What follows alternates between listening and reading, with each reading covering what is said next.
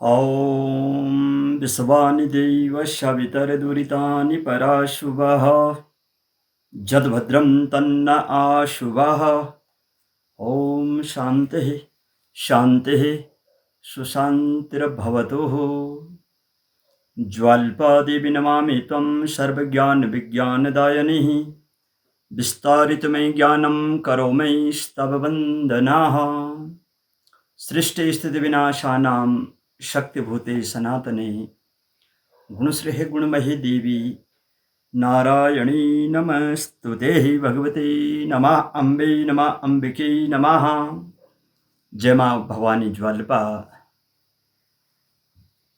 आप सभी मित्रों को माता ज्वाल्पा माँ भवानी कलो विनायकम शिव शक्ति कलयुग में शिव और शक्ति का आशीर्वाद सर्वप्रथम बताया गया है। कलो विनायकम शिव शक्ति, कलयुग में शिव और शक्ति की आराधना करना, शिव और शक्ति की उपासना करना, यही मनुष्य जीवन में सर्वोत्तम माना गया है। आज बात करते हैं वृषभ राशि की, क्योंकि 12 राशियां हैं और 12 राशियों में दूसरे नंबर पे आती है वृषभ राशि। और हमें करना क्या होता है, हमें स्वयं अपने राशियों के अनुसार नियम करने होंगे,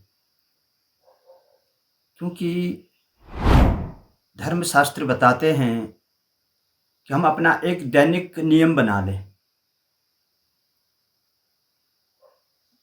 दैनिक हमें स्नान करना है, दैनिक हमें संध्या वंदन करना है, अपने ऑफिस जाना है, अपने बिजनेस व्यवसाय जो भी प्रत्येक मनुष्य के होते हैं उस पे दैनिक का एक सिस्टम होता है।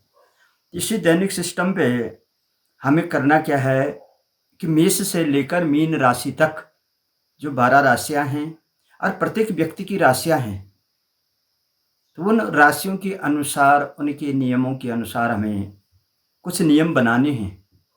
और जब हम राशियों के नियम बनाएंगे, उसका पालन करेंगे, उनका अनुसरण करेंगे, तो कभी भी बुरे ग्रहों का कोई बुरा प्रभाव नहीं पड़ेगा। तो मैं बात कर रहा था वृषभ राशि की।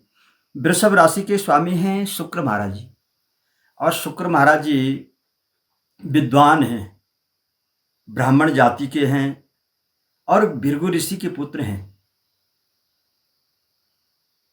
भृगु ऋषि के पुत्र के साथ साथ शुक्र महाराज जी को शुक्राचार्य जी की भी पदवी मिली हुई है, आचार्य शुक्राचार्य।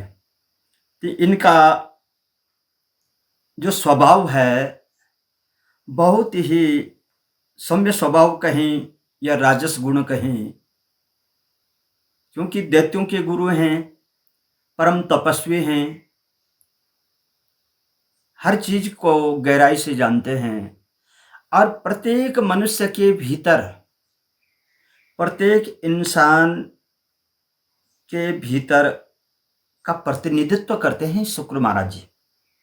अब आप कहेंगे कि प्रत्येक व्यक्ति का कैसे, जब वृषभ राशि के हैं? तो नहीं, शुक्र महाराज जी हमारे मनुष्य जाति के अंदर का प्रतिनिधित्व करते हैं मुख्य रूप से। और शुक्र महाराज जी के नियम अनुसार यदि हम लोग कार्य करें तो बहुत अच्छा इनका फल भी रहेगा और बहुत प्रभावशाली शुक्र महाराज जी। क्योंकि यदि हम शुक्र महाराज जी के संबंधित कोई भी कर्म न करें, अपनी राशियों के अनुसार कोई भी कर्म नहीं करते हैं, तो इसके लिए हमें पेट की बीमारी, नेत्रों की बीमारी, गले की बीमारी, घुटनों का दर्द, कई प्रकार की बीमारियों को निमंत्रित करते हैं हम लोग। तो सबसे बढ़िया क्या है, हमें अपने राशि का नियम भी करना चाहिए और राशि के साथ साथ हमें अपने दैत्याचार्य शुक्र महाराज जी के नियमों का अनुसरण करना चाहिए, और उसके अनुसार हमें अच्छा फल भी मिलेगा। वृषभ राशि का ये साल बहुत सुंदर है, क्योंकि ये चंद्र राशि पे भी है नाम राशि पे भी मैं बता रहा हूँ आपको। इसका मैं 1-2 दिन के बाद चार्ट पे आप लोगों को पूरा 6 महीने साल भर का दूंगा। पर अभी मैं एक जनरली राशि के हिसाब से बता रहा हूँ कि वृषभ राशि वालों के लिए ये साल बढ़िया रहेगा। हमें इस साल में क्या नियम करने चाहिए? अब साल के लिए तो 2-3 महीने ही बचे हुए हैं, मगर हमारे एक अंदर एक हैबिट बन जाएगी। तो उस हैबिट से क्या होगा कि राशि ने तो परमानेंट रहना है, शुक्र महाराज जी ने भी परमानेंट रहना है। तो इसके लिए हमें क्या करना चाहिए? सबसे पहले मित्रों, हमें गाय की सेवा करनी चाहिए, क्योंकि शुक्राचार्य परम विद्वान हैं और गौ के भक्त हैं। गाय माता की हमें सेवा करनी चाहिए। त्रयतिंशति कोटि देवता गाय पे निवास करते हैं हमारे धर्म शास्त्रों के अनुसार। तो गाय की जितनी सेवा करेंगे तो शुक्र महाराज जी वृषभ राशि वालों को उतना अच्छा फल की प्राप्ति करेंगे। और चांदी के आभूषण पहने। शुक्र महाराज जी को चांदी बहुत सुंदर, बहुत पसंदीद है। छल्ला पहने, रिंग पहने, माताएं पायल पहने, शुक्र महाराज जी की प्रसन्नता के लिए। और एक चीज सबसे बड़ी बात यह है कि हर चौथे महीने, यानी कि 1, 2, 3, हर चौथे महीने में हमें माता के मंदिर में या महादेव के मंदिर में चीनी का दान करना चाहिए। हर चौथे महीने में चीनी का दान करें और माँ लक्ष्मी का आशीर्वाद पाएं, शुक्र महाराज जी का आशीर्वाद पाएं।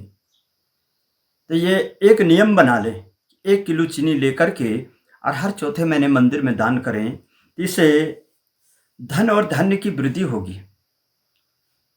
और शुक्र महाराज जी के नाम से कभी कभार दान भी बीच बीच में करते रहें। विष्णु सहस्त्र नाम का दान करें, क्योंकि विष्णु सहस्त्र नाम हमेशा श्री हरि के संबंधित होती है, भगवान विष्णु। और अलग अलग इसमें रूप भी हैं। तो कभी कभार मंदिर में ब्राह्मणों को इसका दान करना चाहिए, विष्णु सहस्त्र नाम का। और कोई बुजुर्ग मिले जो आंख कम देखते हों, एक आंख वाले हों, तो शुक्रवार की रोज उनको चश्मे का दान करें।